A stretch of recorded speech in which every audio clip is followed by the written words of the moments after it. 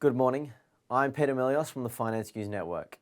The Dow Jones Industrial Average fell for a fourth straight day as US lawmakers struggled to reach a deal on the country's debt ceiling, heightening worries of a potential default. House Speaker Kevin McCarthy said in a late morning press conference that negotiators remain at odds on spending caps and blamed the Democrats for coming to the table so late in the process. McCarthy also said that he believes the negotiating teams could make progress Wednesday. Treasury Secretary Janet Yellen previously warned lawmakers that a potential default in early June is highly likely. She noted Wednesday that she already sees some stress in financial markets as concerns mount that the US could see its first default in history.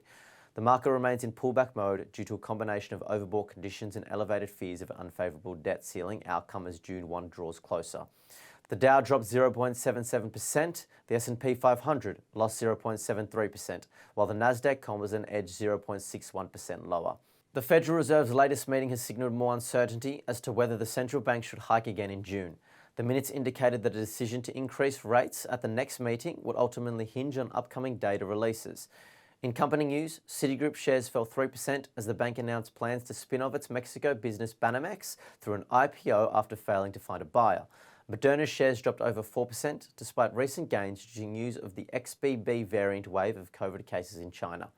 The tail end of earnings season stretched on, with Coles and Abercrombie & Finch popping 7.5% and 31.1% respectively, after posting surprise profits. Nvidia posted their results after the bell. The chipmaker reported beats on top and bottom lines in its fiscal first quarter. The stock surged 19% in extended trading and has already more than doubled this year.